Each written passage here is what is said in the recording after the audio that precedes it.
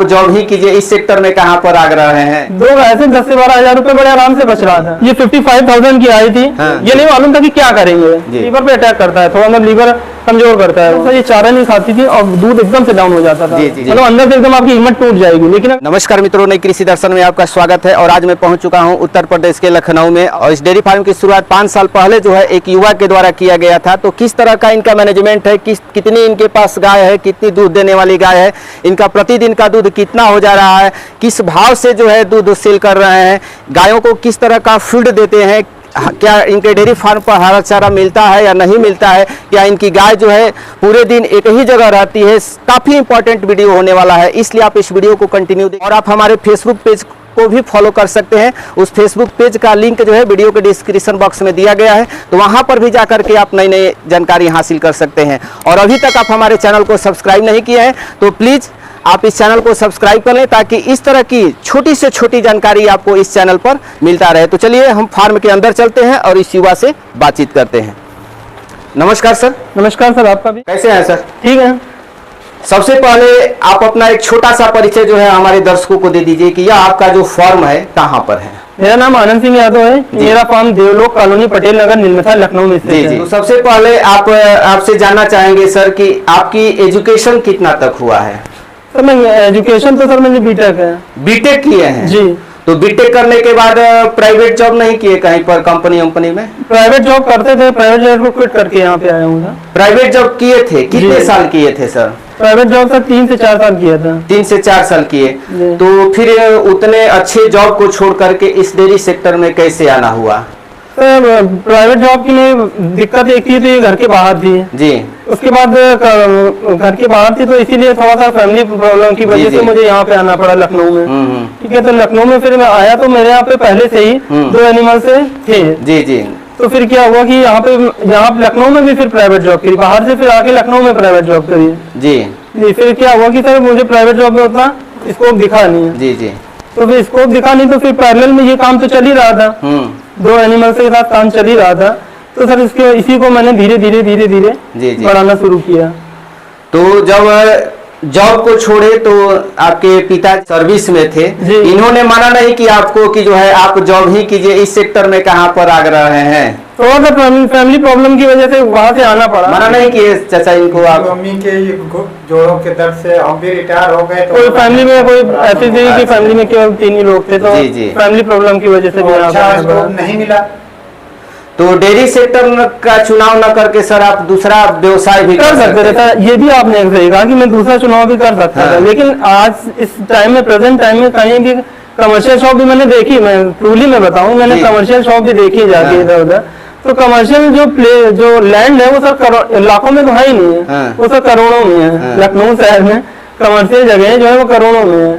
तो वो मेरे फादर सर्विस मैन है, लेकिन फिर भी उनका रिटायरमेंट फंड भी उतना ना हो पाता। जी जी जी। ना उनकी ना इतना मतलब इतना हम लोग ना एफर्ट कर पाते कि 1 करोड़ की जमीन लेकर के फिर उसमें 1 करोड़ रुपए का कंस्ट्रक्शन करा के फिर उसमें करोड़ रुपए इन्वेस्ट कर दें, तब हमारा बिजनेस स्टार्ट होता। और सर यहाँ पे हमारा बिजनेस क्या है, 30 से हमारी, क्योंकि पहले से ऑलरेडी 2 गाय थी। ओके। हमारे यहाँ अर्निंग मैं आपको बता दूं, लोग कहते हैं कि डेयरी फार्मिंग में लॉस का बिजनेस है। हमारे यहाँ सिर्फ 2 गाय थी, तब भी हम 10-12 हजार रुपए फादर इजीली कमाते थे पर मंथ। 2 गाय से 10 से 12 हजार थे। जी जी। 2 गाय से 10 से 12 हजार रुपए बड़े आराम से बच रहा था। तो फिर हमने जब इसका स्कोप देखा तो फिर हमने इसको एनिमल को बढ़ाना शुरू किया धीरे धीरे। जी। तो आप जब इस सेक्टर में आए तो कितनी गाय और लेकर के स्टार्टिंग में आए? तो जो 2 गाय हमारी घर की थी, हमारे घर की 2 गाय थी, घर की बच्चियां ही थी, उन्हीं को लेकर के आए थे। फिर यहाँ पे दूध की डिमांड बढ़ती गई, तो उस हिसाब से हम लोग 80 से 90 लीटर पे पहुंचे हैं। जी। और क्योंकि अब फर्दर हमारा ये है कि थोड़ा सा और मतलब हर साल कुछ ना कुछ मतलब उतनी ही गायों में 5 से 10 लीटर दूध इंक्रीज कर रहे हैं। ये गाय सर घर की है या खरीद करके? नहीं, ये गाय खरीद की है जी। ये 55,000 की आई थी। इसको 20 लीटर दूध बताया गया था, लेकिन उतना इसने दिया नहीं। क्योंकि जब उतनी अच्छी क्या होता है कि जब फार्म पे हमारी आती है तो उसके अगली जो लैक्टेशन में होता है उनमें दूध हमारा 2-4 लीटर इंक्रीज कर जाता है। जी जी जी। ये 16, 17, 18 के अराउंड में दूध दिया था, लेकिन सर ये अभी 2 मंथ की प्रेग्नेंट है। तो इस बार जो है मुझे पूरी उम्मीद है कि 20 क्रॉस करेगी। 20 क्रॉस करेगी। जी। अभी भी इसमें 12 लीटर दूध है। जी जी। और ये जो गाय देख रहे हैं सर? तो ये भी खरीद के ही आई थी। हाँ हाँ, इसको कितना में लेकर के आए थे? ये आई थी 35 में, ये भी लास्ट ईयर में आई थी। ये इसने हमारे यहाँ पर दूसरी बार बच्चा दिया है। दूसरी बार? फर्स्ट लैक्टेशन में आई थी, सेकंड लैक्टेशन है। जी जी। इसमें 16 लीटर दूध इस समय है। और ये सर हमारे फार्म की बच्ची है, फर्स्ट टाइमर है। हाँ हाँ। ये एक्चुअली में ये जो आप बड़ी काऊ देख रहे थे जो 25 केजी लीटर वाली थी, जी, इसी जी। का ये बच्चा है, लेकिन ये फीमेल से कंसीव नहीं किया था, ये देसी से हो गई थी। जी, जी। लेकिन तब भी इसमें 12 लीटर दूध रहता है। मतलब लोग कहते हैं कि ये मतलब देसी क्रॉस में आप देखेंगे, जी जी लेकिन इसमें 12 लीटर दूध है। जी। तो ये हम देख रहे हैं सर, पूरा आपका जो डेयरी फार्म का एरिया है कितना बाई कितना में है? सर फार्म का टोटल एरिया तो 29 बैक है जी। 22 फ्रंट है, हाँ और ये जो लेंथ है वो 54 के अराउंड में है। जी। और आधे में भूसा रखे हैं और आधे में गाय रखे हुए आधे हैं। में भूसा रखा है, आधे में गाय रखा है। जी। तो एक्चुअली ये डेयरी फार्म के ही लिए बनाए थे या घर के लिए? ये तो सर प्लॉट लिया गया था, जी तो इसको बना मतलब कि पहले ये था कि हाँ यहाँ पे डेवलप होगा। जी जी तो इसको सिर्फ और सिर्फ बना दिया गया था कि कोई बिजनेस करेंगे, ये नहीं मालूम था कि क्या करेंगे। जी जब मतलब जॉब छोड़ा तो इसको ये था कि हाँ इसमें कोई बिजनेस जी। करेंगे, तो इसलिए आप देख रहे हैं कि पूरा हॉल बना हुआ है। तो आपकी पूरी गाय दिन भर यही रहती है कि बाहर भी निकालते हैं सर? नहीं, हमारी गाय दिन भर यहाँ नहीं रहती जी।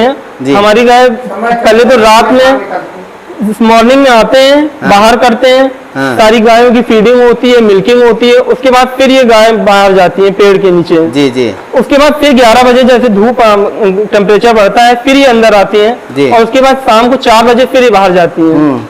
4 बजे फिर बाहर जाती है, उसके बाद फिर वही रूटीन है जी। कि यहाँ पे सफाई होती है, इनकी फीडिंग होती है, मिल्किंग होती है, उसके बाद 6:30 बजे के अराउंड में फिर बाहर जाती हैं। उसके बाद फिर रात में 10 बजे फिर ये अंदर आती हैं। जी। एक इंजीनियर थे, जॉब जी, किए, जी। और डेयरी सेक्टर, दोनों में आसमान जमीन का अंतर है, जी। दोनों में किसी तरह का संबंध नहीं नहीं है। है। तो इस सेक्टर में आए तो आपको कौन कौन समस्याओं का सामना करना पड़ा? तो समस्या तो मुझे का सामना तो कोई नहीं करना पड़ा, क्योंकि मेरे फादर को मैंने बताया कि 60 ईयर का एक्सपीरियंस है, जी। इसीलिए मुझे तो कोई समस्या का सामना नहीं करना पड़ा। सारा इनका मार्गदर्शन इन्हीं का होता था। जी जी एनिमल की परचेजिंग करने में भी मैं पसंद कर लेता था जाके, फिर हाँ। इनको एक बार दिखाने, लेकिन लास्ट जो है डिसीजन इन्हीं का होता है। जी जी।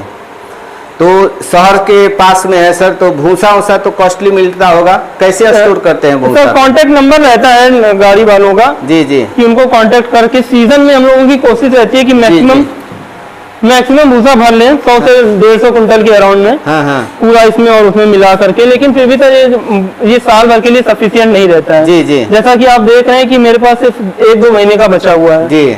दिसंबर क्रॉस करेगा, बस 15 दिसंबर तक का चलेगा। तो स्टार्टिंग में लेते होंगे तो रेट रेट सही मिल जाता है, 6 to 7 रुपीज मिल जाता है। जी जी इस समय यही भूसा 10 to 11 रुपीज है। जी। यानी कि पहले से स्टोर कर लेना फॉर पहले बेटर से होता है। स्टोर कर लेना प्रॉफिटेबल है। तो हरा चारा की बात करते हैं सर, तो हरा चारा सर, मतलब हरा चारा तो हम लोग कोई यूज नहीं करते हैं, बस हम लोग थोड़ी देर के लिए गायों को जी जी बाहर खोलते हैं। हाँ, हरा 1-2 चारा नहीं मिल घंटे पाता नहीं, है। बाहर खोलते हैं, थोड़ा बहुत ये घूम लेती हैं, टहल लेती हैं। जी, जी। बाकी जो इनको खाना हुआ थोड़ा बहुत घास वगैरह खा लिया बस।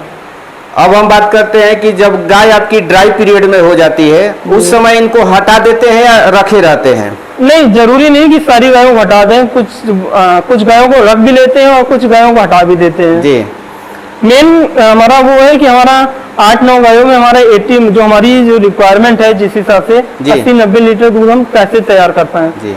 उसी हिसाब से काम होता है। तो खाने के लिए क्या क्या देते हैं सर? तो खाने के लिए भूसा, चूनी, चोकर और तो- बाकी mineral mixture, calcium, liver tonic ये वगैरह। चूनी किस चीज का देते हैं? चूनी अरहर की भी देते हैं, चने की भी देते हैं सीजन वाइज। बेटर कौन रहता है?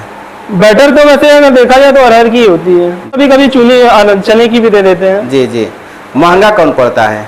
महंगा चने की रहता है। चने की रहता हाँ, है, चने लेकिन की। ज्यादा फायदा अरहर का करता है चूनी। हाँ, अरहर की भी फायदा करता है ज्यादा। क्या रेट के मिल जाता है सर आपके यहाँ? तो इस समय तो ये 3000 रुपए क्विंटल है क्विंटल अरहर है। की चूनी। जब सीजन में लिया जाएगा तो? सर चूनी का तो सीजन हमें नहीं समझ आया आज तक कभी कि चूनी का रेट, चोकर चूनी का रेट अप डाउन होता रहता है। जी जी हाँ, ये है कि चोकर थोड़ा जब उस टाइम सस्ता होता है, जैसे इस समय 1100 का है। हाँ। अभी दिसंबर आते आते रेट इसका इंक्रीज होना शुरू होगा थोड़ा थोड़ा। जी। तो कितनी मात्रा में चूनी देते हैं सर? चूनी पर टाइम में 1 से 1.5 kg एक गाय को? एक गाय को। जी। मिल्क कैपेसिटी के हिसाब से, बॉडी स्ट्रक्चर के हिसाब से जी। चोकर चोकर 2.5 से 3 किलो, मतलब ये मान के चलिए 7 to 10 kg, जी। लगभग 7 किलो से 7 से 10 kg दाना जो है पर एनिमल जाता है दोनों टाइम मिनरल 50 ग्राम। और डिवाइडिंग कैसे कराते हैं? 3 महीने पे। और डिवार्मिंग के बाद लीवर टॉनिक 1 लीटर 10 दिन, मतलब 10 दिन में 100 ml करके।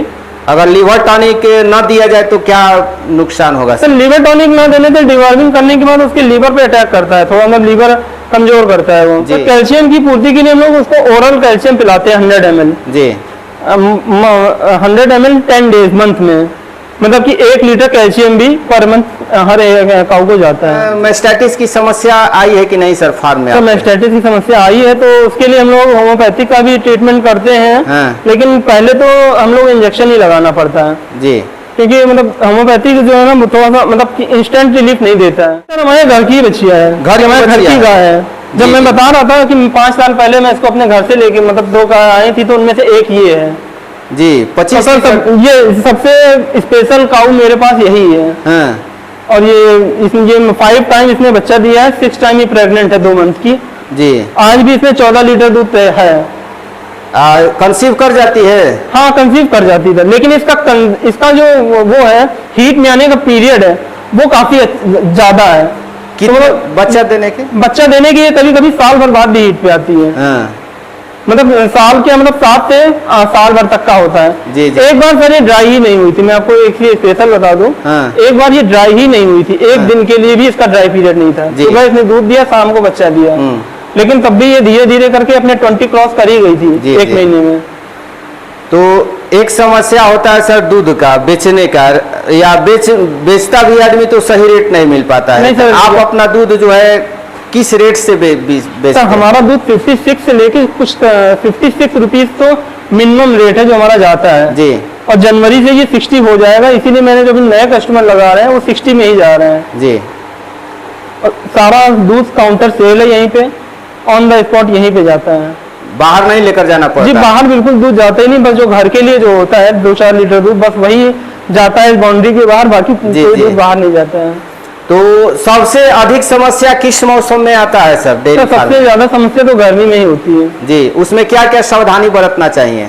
तो गर्मी में इनको हीट स्ट्रोक से ही बचाना चाहिए, इसीलिए मैंने फॉगर भी लगाया है इस बार। अगर इस बार इसीलिए मैंने गर्मी की समस्या के लिए फॉगर लगाया है। चलो। अभी भी एक समस्या है मेरे फार्म में जो मैंने इस बार रियलाइज करी कि फॉगर लगने के बाद भी इसमें जो थोड़ी सी उमस दोपहर में आ जाती है। जी, जी। तो इस बार मैं उसको वहां पे एक बड़ा सा हाँ मैं उसमें एक बड़ा सा एग्जॉस्ट लगाने वाला हूँ तो इसकी उमस भी निकल जाए। जी जी।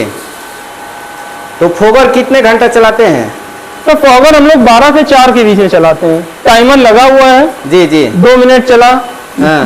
2 मिनट चला, 5 मिनट बंद रहा, जैसे भी मुझे सेट करना हो 1 जी, मिनट जी। से लेकर के उस हिसाब से काम करता है। तो फोगर से कुछ बेनिफिट है सर? जी फॉगर बहुत ही बेनिफिट है। इस बार गर्मियों में मई जून में मेरे एनिमल में कोई समस्या नहीं आई, कोई हाँफना नहीं, कोई हीट स्ट्रोक नहीं। जी। अच्छे से शाम को अच्छे से चारा खाना, मिल्क बराबर बना रहा। जी। नहीं तो गर्मी में क्या होता था सर, ये चारा नहीं खाती थी और दूध एकदम से डाउन हो जाता था। जी जी। तो 9 गायों में सर खिलाने में क्या लगभग खर्च पड़ जाता होगा? सर 9 गायों में इस समय मेरा खिलाने में लगभग 70 से 80 हजार रुपए में per month labour tonic mineral mixture सब करके, और एक लेबर भी रखा है थोड़ा साफ सफाई के लिए। जी जी। तो उसको भी सारा खर्चा मिला करके 70 से 80 हजार रुपए सर लग जाता है। तो कुछ महीने में बच जाता है? हाँ जी, मेरा जो टर्नओवर है महीने का वो 130 से 150 के बीच में वेरी रहता है। जी, जैसे जी। इसमें खर्चा भी वेरी करता है जी और इसका जो टर्नओवर है वो भी वेरी रहता जी। है। अगर दूध कम होता है तो क्या करते हैं सर? तो दूध कम होता है क्योंकि हमारी सारी की सारी काउंटर सेल है तो हमें काऊ की परचेसिंग करनी ही पड़ती है। डेयरी फार्म करना जो है घाटे का सौदा है या मुनाफे का सौदा है? सर घाटे या का तो नुकसान होता है तो किस पॉइंट पर होता है, क्या गलती की है? नुकसान तो सर बस होने का एक ही चांस है कि काऊ की कैजुअलिटी हो जाए, उसके अलावा कोई नुकसान की पॉसिबिलिटी नहीं है। जी जी। तो सावधानी यही है, इनको टाइम पे खाना देना, पानी देना, मौसम से बचाना। 5 साल हो गया सर, कभी आपके मन में इच्छा नहीं होता है कि हम डेयरी से मैंने अच्छे जॉब को छोड़ करके डेयरी सेक्टर में आ गए? तो देखिए ये तो मान के चलिए कि कभी कभी अगर कभी किसी का नुकसान होता है तो ट्रूली मैं बताऊं अंदर से तो ये होता है कि यार इसमें क्या होगा, लेकिन जी, वही बताया ना कि इस फील्ड में वही लोग हैं जिनको सिर्फ और सिर्फ जानवरों से प्यार हो। हाँ हाँ। क्योंकि अगर जब नुकसान होगा तब आप इस फील्ड में नहीं रुक पाएंगे, जी। मतलब अंदर से एकदम आपकी हिम्मत टूट जाएगी। लेकिन अगर आपको उससे लगाव होगा तभी आप ये काम कर पाएंगे। ये इतनी महत्वपूर्ण जानकारी हमारे दर्शकों के साथ साझा की है सर, इसके लिए आपको बहुत बहुत धन्यवाद। आपका भी बहुत बहुत धन्यवाद।